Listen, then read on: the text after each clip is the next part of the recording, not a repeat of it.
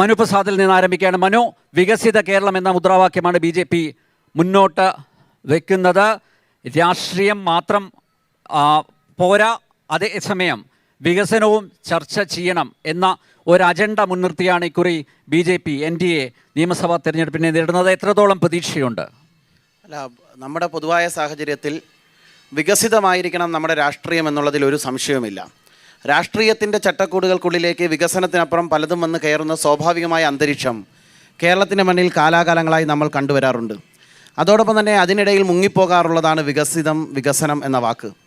ഇത്തവണ നരേന്ദ്രമോദിജി രാജ്യത്ത് അധികാരത്തിൽ വരുമ്പോൾ വികസിത ഭാരതം എന്ന് പറയുന്ന വലിയ ലക്ഷ്യത്തെ മുൻനിർത്തിയിട്ടാണ് അദ്ദേഹം അധികാരത്തിലെത്തുന്നത്.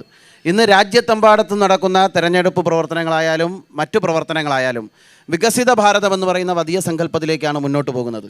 ആ വികസിത ഭാരതം പൂർണ്ണമാകണമെങ്കിൽ നമ്മുടെ ഈ കേരളത്തിൻ്റെ വികസനം കൂടി പൂർണ്ണമാകേണ്ടതായിട്ടുണ്ട്. അങ്ങനെ കേരളത്തിൻ്റെ വികസനം ചർച്ച ചെയ്താൽ ആ ചർച്ചയിൽ നമുക്ക് ജനങ്ങളുടെ അടുത്ത് കൂടുതൽ സംവദിക്കാൻ പറ്റും, കൂടുതൽ കാര്യക്ഷമമായ കാര്യങ്ങൾ ചർച്ച ചെയ്യും.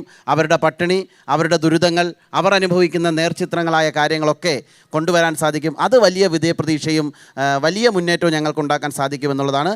ഞങ്ങൾ വികസനം മുന്നോട്ട് വെച്ചുകൊണ്ട് മുന്നോട്ട് പോകുന്നു.